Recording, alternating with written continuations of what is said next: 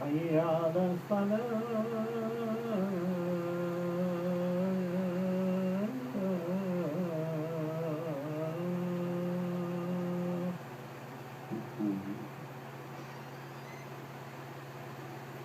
الله أكبر، الله أكبر، لا إله إلا الله.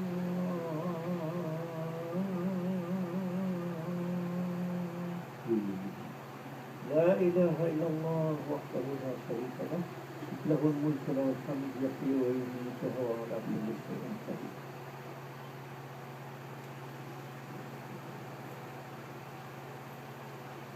إن الحمد لله نحمده ونستعينه ونستغفره ونستهديه ونعوذ بالله من شرور أنفسنا ومن سيئات أعمالنا.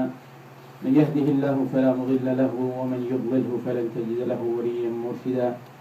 اللهم لك الحمد حمدا يليق بجلال وجهك وعظيم سلطانك، ملء السماوات والأرض وملء ما بينهما وملء ما دون ذلك يا رب العالمين. وأشهد أن لا إله إلا الله وحده لا شريك له، له الملك وله الحمد، يحيي ويميت وهو حي دائم لا يموت.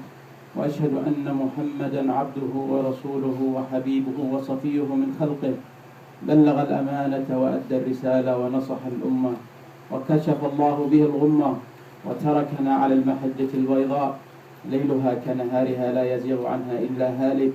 وصل اللهم وسلم عليه وعلى آله وأصحابه الطيبين الطاهرين ومن والاهم بإحسان إلى يوم الدين، ثم أما بعد. أحبتي في الله، أوصيكم ونفسي أولا بتقوى الله سبحانه وتعالى وطاعته، فإن في تقوى الله النجاح في الدنيا والفوز بالفردوس الأعلى يوم القيامة بإذن الله. يقول الله عز وجل: يا أيها الناس اتقوا ربكم الذي خلقكم من نفس واحدة وخلق منها زوجها وبث منهما رجالا كثيرا ونساء، واتقوا الله الذي تساءلون به والأرحام، إن الله كان عليكم رقيبا. يا أيها الذين آمنوا اتقوا الله ولتنظر نفس ما قدمت لغد، واتقوا الله إن الله خبير بما تعملون. يا أيها الذين آمنوا اتقوا الله حق تقاته ولا تموتن إلا وأنتم مسلمون. All praise and thanks are due to Allah subhanahu wa ta'ala. We praise Him.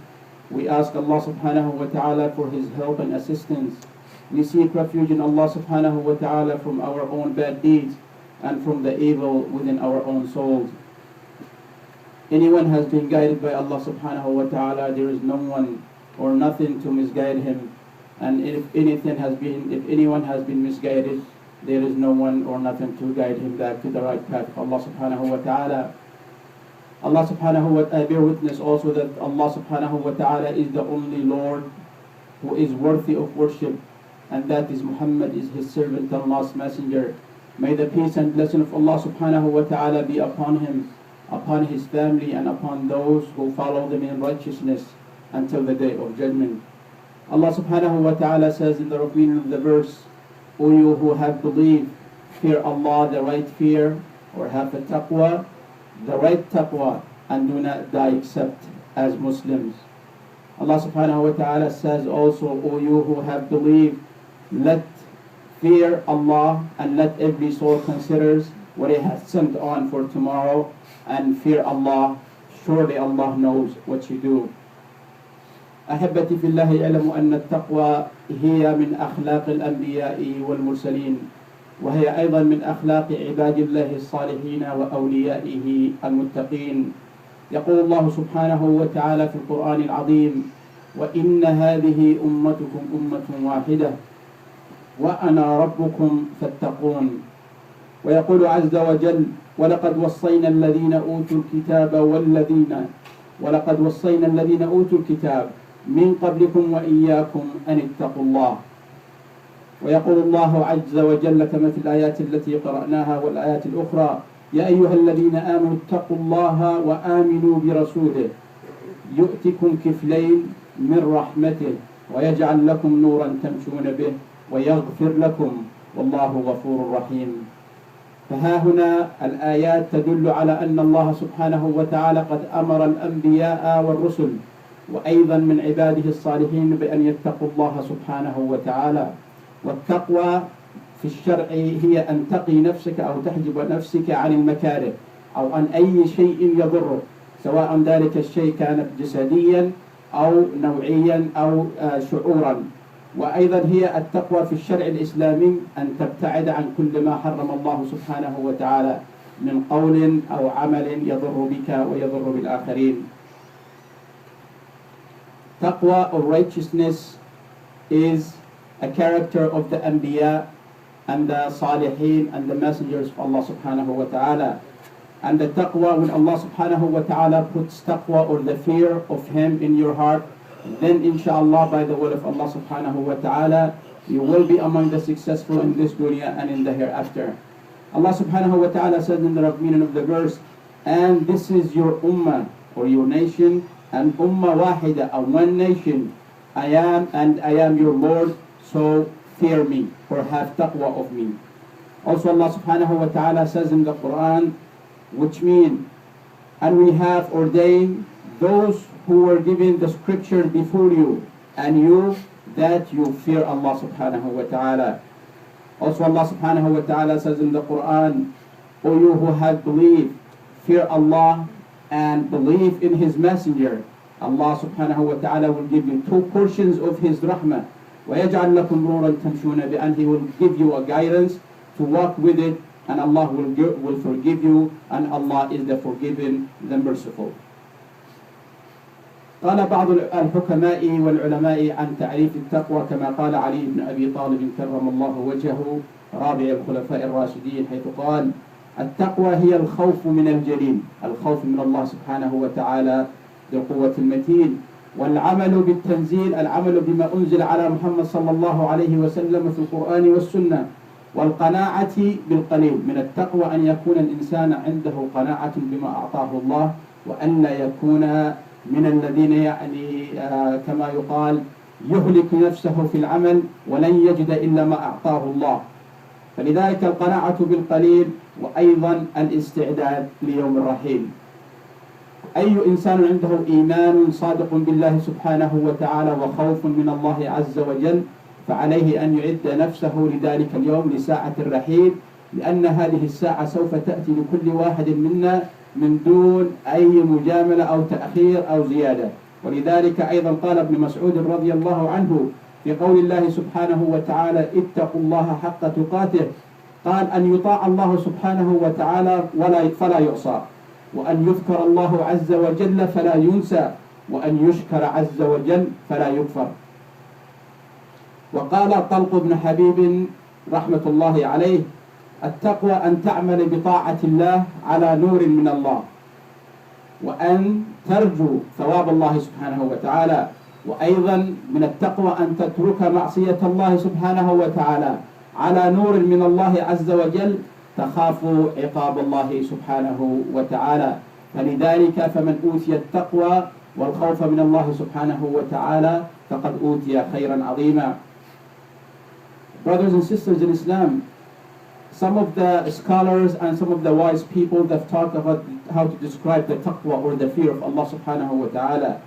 Ali ibn Abi Talib, the fourth successor of Muhammad sallallahu alayhi wa sallam, he said taqwa is to have fear from al-Jalil, from Allah subhanahu wa ta'ala, the mighty one. And that ta'malu bit-tanzil, and then you do according to what Allah subhanahu wa ta'ala has revealed on Muhammad sallallahu alayhi wa sallam, and according to the sunnah of Muhammad sallallahu alayhi wa sallam. And also to be content with the qalil, with the few things. If Allah subhanahu wa ta'ala give you little things, then be happy, be satisfied with it. Otherwise you will never be happy no matter what you do. So you have to have that taqwa and that contentment and that satisfaction, even if Allah subhanahu wa ta'ala has give you a little bit of rizq or sustenance. Also Ali ibn Abi Talib says, al-isti'dadu li yawm al-rahil, that you prepare yourself for the day of depart. You know, there is a day that every one of us will depart. There is an hour that we will leave from this dunya. So what did we do for that hour is to have a taqwa in our hearts and the fear of Allah subhanahu wa ta'ala, and then to prepare ourselves for that day. Also, Ibn Mas'ud, the companion of the Prophet ﷺ, said in the interpretation of the verse, when Allah subhanahu wa ta'ala says, which means, اتَّقُوا اللَّهَ حَقَّ تُقَاتِهِ, and fear Allah, the right fear. He said that Allah subhanahu wa ta'ala should be obeyed and never be disobeyed. And that Allah subhanahu wa ta'ala should be remembered and not forgotten. And also Allah subhanahu wa ta'ala, we should be thankful to Him and never to be unthankful or ungrateful to Allah subhanahu wa ta'ala. Also another salaf, or those the followers of Muhammad sallallahu alayhi wa sallam, al-tabi'een, his name was Talaq ibn Habib. He said, taqwa, that you worship Allah subhanahu wa ta'ala according to the guidance or by a guidance from Allah subhanahu wa ta'ala, and that you are seeking the reward from Allah subhanahu wa ta'ala. And also that to leave any disobedience of Allah subhanahu wa ta'ala by guidance from Allah azza wa jal, and that you are worried and very frightened by Allah subhanahu wa ta'ala not to disobey Him. ويقول صلى الله عليه وسلم في نصيحته للأمة في الحديث الشريف: اتق الله حيثما كنت. أينما كان الإنسان المسلم عليه أن يتقي الله سبحانه وتعالى، سواء كان مع الناس أو في لحاله، سواء كان بين المسلمين أو بين غير المسلمين. يقول صلى الله عليه وسلم: اتق الله حيثما كنت واتبع السيئة الحسنة. إذا فعلت سيئة اتبعها بحسنة إن شاء الله، واتبع السيئة الحسنة تمحها إن شاء الله. الحسنات يمحو السيئات بإذن الله عز وجل. وأيضا أخيرا قال: وخالق الناس بخلق حسن. إذا كان عند الإنسان تقوى وخوف من الله سبحانه وتعالى فسيعامل الناس جميعا كما يحب أن يعامل، وهو بالحب والاحترام والعطف، وخصوصا لإخوانه المسلمين. وقال صلى الله عليه وسلم أيضا عن التقوى: إن الدنيا حلوة خضرة. الله سبحانه وتعالى خلق الدنيا حلوة وخضرة، وأن الله عز وجل مستخلفكم فيها. الله وضع ابن آدم خليفة في الأرض، فالله فينظر كيف تعملون. الله وضعنا خلفاء في الأرض فينظر كيف تعملون.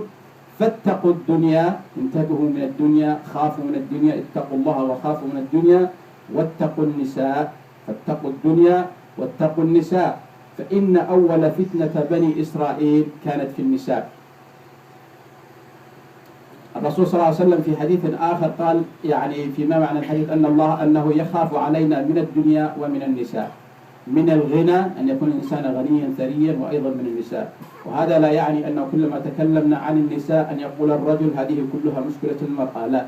الرجل ما حصل بين الرجل والمرأة هو مشكلة بعضهما، كل يتحمل يعني جزءا من ذلك المشكلة أي مشكلة كانت. لذلك لا نلوم فقط على النساء أو الرجال لوحدهم، ولكن إن كانت المرأة مثلا خرجت متبرجة نتكلم معها، وأيضا نتكلم عن الرجل أن يغض بصره. ولذلك لا يجوز أن نلقي باللوم دائما وأبدا على النساء. The Prophet sallallahu alayhi wa sallam, when he advises the ummah about taqwa, he said, اتق الله حيثما كنت. Fear Allah subhanahu wa ta'ala anywhere you are, whether you are by yourself or you are in public, whether you are with the Muslims or with the non-Muslims. Fear Allah subhanahu wa ta'ala and treat people with good. So ittaqullah, fear Allah, and anywhere you are. وَاتْبَعِ السَّيِّئَةَ الْحَسَنَةَ تَمْحُهَا, and follow the bad deed. If you commit a bad deed, follow it with the good deed, and it will erase it by the mercy of Allah subhanahu wa ta'ala. وَخَالِقِ النَّاسَ بِخُلُقٍ حَسَنٍ, and behave toward people with a good behavior.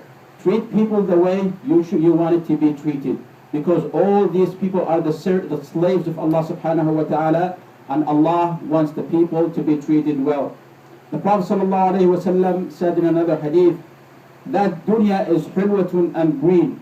Allah made the dunya hulwa, as in nice and beautiful. And Allah mustakhlifukum fiha, Allah is making you our successors in this dunya, or representative in this dunya. Then Allah will see what you do. فَاتَّقُوا الدُّنْيَا وَاتَّقُوا النِّسَاء, and be very careful of dunya and nisa, the women. Because the first fitna or temptation of the people of Israel was women. And again, when we talk about women and how they fitna they are, that doesn't mean that it's their problems only. It's also our problem. If we see someone or a woman that she is not covering herself well, we advise her to cover herself well, but we also advise the man to lower his gaze. It's not because we see, a woman, she's showing her hair or what have you, and then we have the freedom to look at her. No. As much as we advise her not to do that, we also advise the man to not to look at those things that Allah subhanahu wa ta'ala prohibit us from looking at. أقول قولي هذا وأستغفر الله العظيم لي ولكم فاستغفروه إنه هو الغفور الرحيم.